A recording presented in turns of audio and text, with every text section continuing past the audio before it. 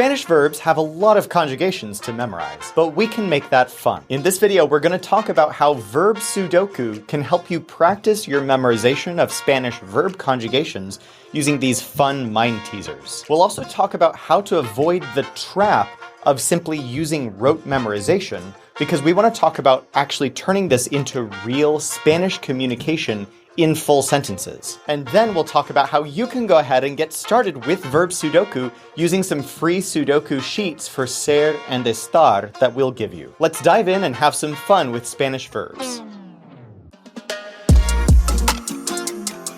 So, to start out, what is Verb Sudoku? Well, it's basically a ripoff of real Sudoku, where you have these numbers in these charts, and you're supposed to figure out which numbers go in the blanks because there's a bunch of information missing. Spanish verb conjugations make these nice and neat charts when you have all the conjugations laid out. But if we remove some of the elements from the chart, we can turn it into a fun game of filling in the blanks. And you can go online and find a bunch of different versions of Verb Sudoku for Spanish verbs, but I kind of like this specific version that I'm going to show you. The thing is, verb conjugation charts naturally are kind of organized, right? You have yo in one column, él or ella in another column, you have tú, nosotros, and so on, so that you have them all neatly organized in a specific order. But what we like to do, just like real Sudoku, is kind of randomize the order of the columns so you don't know which person is first in the list. And that's more like real conversation where, you're going to have to talk about different people at random times in the conversation. You don't always talk about people in the same order with the first person first, second person second, and so on. So check this out. Here's what we've done with our Verb Sudoku. Let's start with this first puzzle where you can see that we have a bunch of conjugations of estar, and they are all laid out, but not in the order you might expect. As you can tell, this first column is the imperfect tense. Then we have the future, like estarás and estará. We have the subjunctive present tense in the third column. We have the normal indicative present tense in the fourth column, which is the forms that most people are familiar with. Then we have the conditional, and then we have the preterite. And you can tell all of that even though some of the forms are missing. And as you can see, we've also randomized which person is in which order from top to bottom. So we have the second person informal at the top, and then you can tell that that second one, based on the last column there, is the first person because yo estuve. In the third column, we have the nosotros form. In the fourth row, we have the third person singular. And in the final row, we can tell that that's ellos. So it might kind of throw you off that they're all in a different order from what you maybe are used to, but I kind of like that because, again, in a real conversation, you have to retrieve random conjugations from a verb at random times. So let's go ahead and demo how that might happen when we're filling out a Sudoku chart like this. I'm going to dive in here, and let's just start with the very first blank space on the top row. We can tell that this row is the column is the subjunctive, and this row is the second person informal, so this is going to be estés. And then let's go ahead and finish this column while we're in the estés, esté, estemos. That fourth row is the third person singular, so that's going to be esté. Moving along in the top row, we have the present tense, in that fourth column there, and we can see that that's going to be tú estás. And then sticking with the top row in the fifth column there, we have estarías.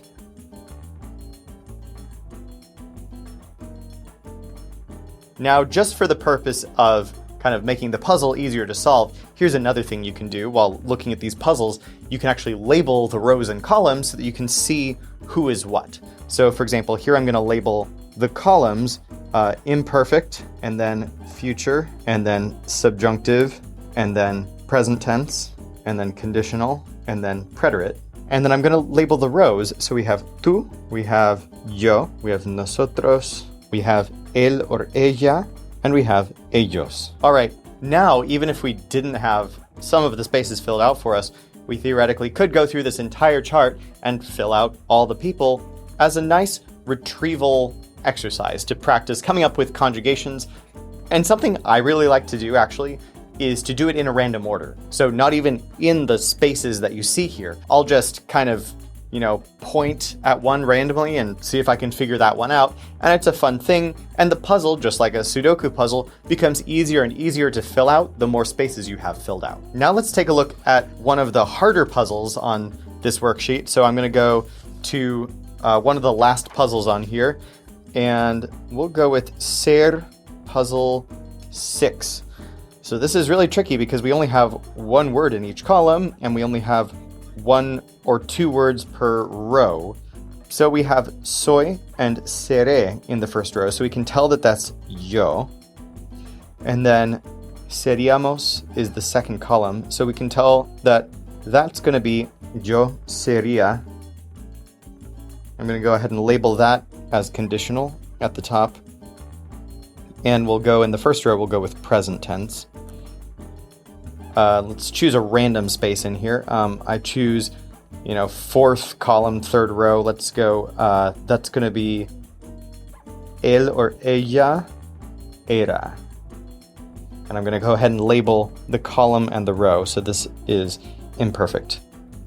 Él or ella será.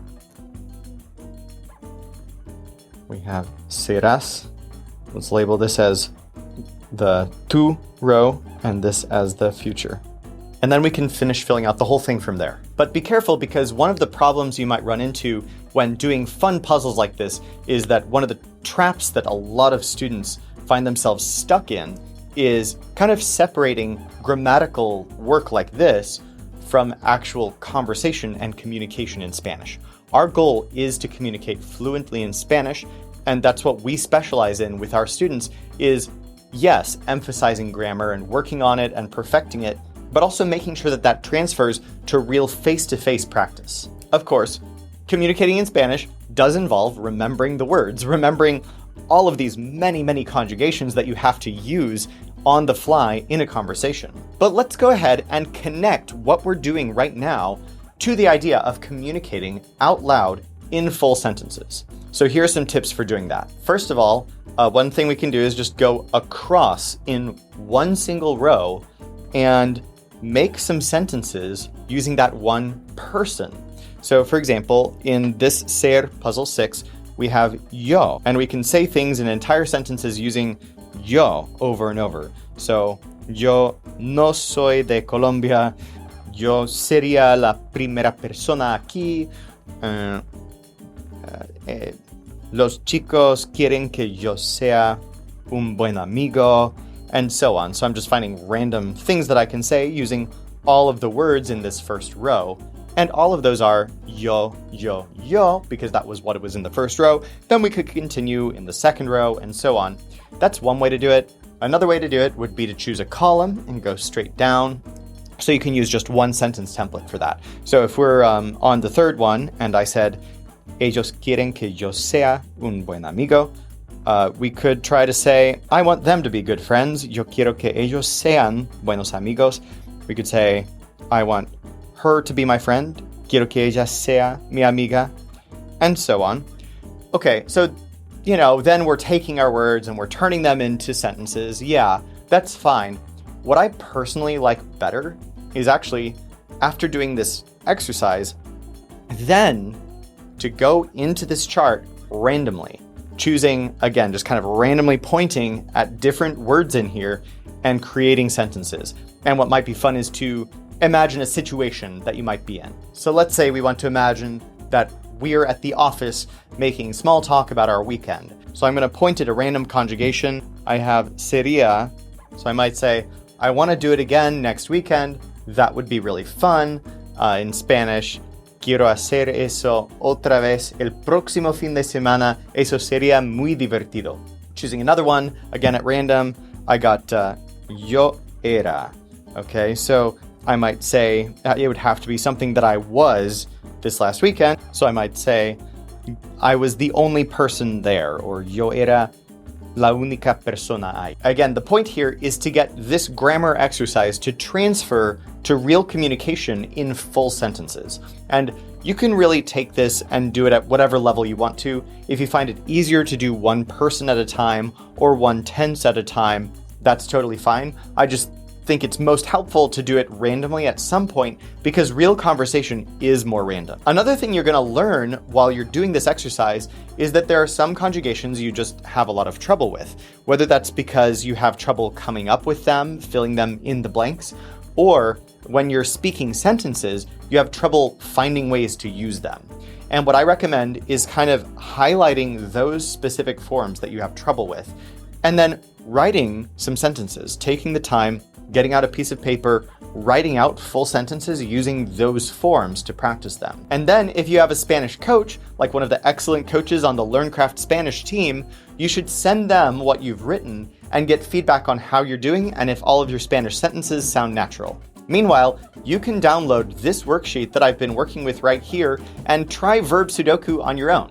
Just use the link in the description of this video. At the moment, we just have this one worksheet with ser and estar publicly available, but the LearnCraft Spanish team is working on creating more puzzles like this for more than 50 verbs over the coming weeks. We're also going to be releasing more videos with tips and tricks on how to make your Spanish study both more fun and more effective for real-life communication in Spanish so that you can connect deeply and personally with the Spanish speakers in your life. If you want some more Verb Sudoku and you want some more tips for working on your Spanish and making it second nature, subscribe to this channel and we'll show you everything when it comes out.